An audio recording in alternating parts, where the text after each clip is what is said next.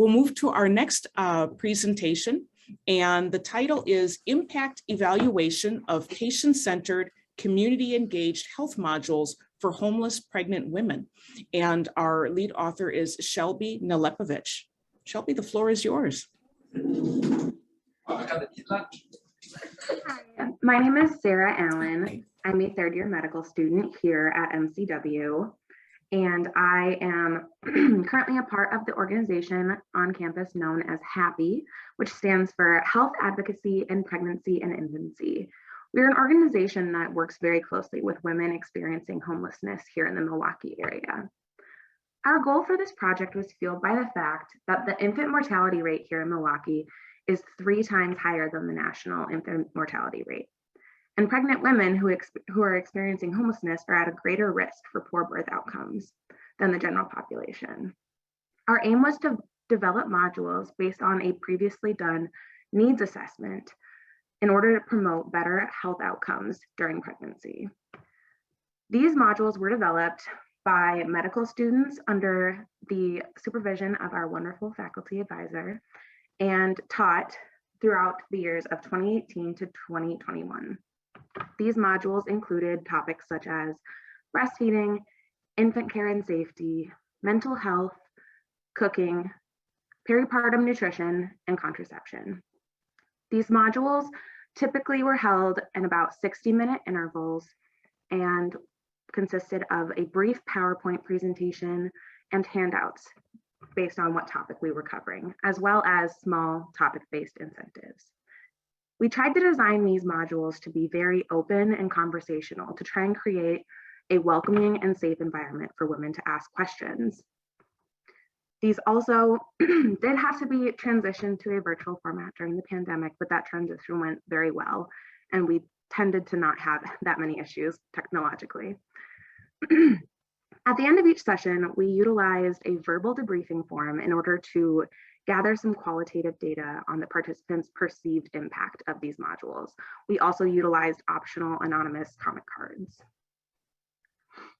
From this data, we then noticed that there was 3 cross-cutting themes. These themes were knowledge, intention to change, and empowerment. Knowledge was represented by newfound information or skills that these women found that they've gained from these modules. Intention to change was indicated by behavior changes that women wanted to implement at the end of these sessions. And empowerment included any indication that participants wanted to consider larger life changes, including planning to advocate for themselves and for others in the future, and transferring this newly acquired knowledge that they have to those around them and their community. I think it's really important to note here that while these themes can stand individually, that there is an important interplay between them. It's the newfound knowledge that empowers these women to feel as though that they are able to advocate for themselves and advocate for those around them and share this knowledge with their community, as well as that empowerment creating the sense of desire to want to change their behavior in the future. And I think that this kind of results showed that our modules provided an effective strategy for participants to be able to cultivate this knowledge and empowerment, and then the desire to change health behaviors in the future. I do want to say that there is a lot of future research that can come with this, and especially to determine the longer term peripartum health outcomes associated with these behavior changes. And in addition, any peripartum health outcomes that is associated with participation in our program. And with that very brief overview of this project, I am happy to take any questions. Thank you so much for allowing us to present this project. Great job, Sarah, presenting on behalf of your team. This is excellent work, and I know HAPPY has been in place now for some time, and I just think it's so exciting to see our medical students that are deeply engaged in this work and taking roles in leadership, in education, in community, under the guidance of, I think, some really really powerful, very important faculty members in our community that are very committed to this. So thank you for taking the lead in the presentation. One of the questions I had, it made me think of a question that was posed earlier to Andrew, and again, it's this idea of bidirectionality. And from the standpoint of a third-year student, what were some of the things that you were learning or that you took away from these sessions, and how might that form your future medical education and thinking ahead to practice? What are some of the things that were your takeaways? I think that that's a really great question. And this is always kind of how I pose it when I'm talking to students who are interested in joining. As much as this is designed to be an educational module, like session for these women, it's equally as beneficial for us as medical students. I think throughout many conversations, I've realized that there can be a lot of downfalls in communication, especially when women have just given birth. Everything's happening so fast, they may not feel as though that they're getting the best understanding of these healthy practices. And so I think that in guiding how we care for patients in the future, the repetition is so important, and ensuring the teach back method and that sort of thing. These women have said that that would have been something that they would have preferred to see. And I think getting that firsthand feedback is really great to sort of guide how we go forward with educating patients. Great, thank you.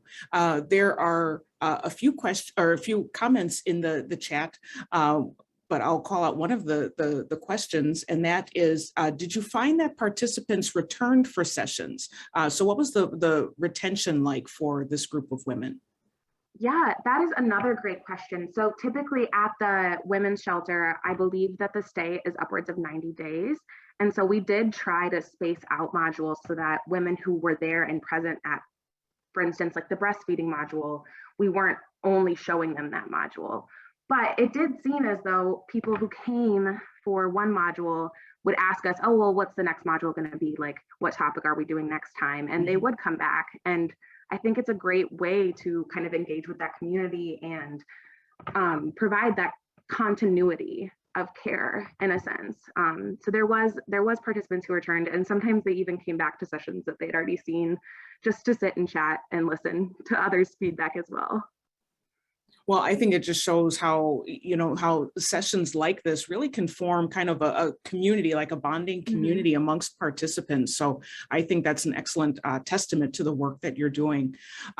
I'll ask this next question, and then we'll move on to our next presentation. But this question comes from Dora Clayton Jones, and she asked, how much agreement was there when there was coding,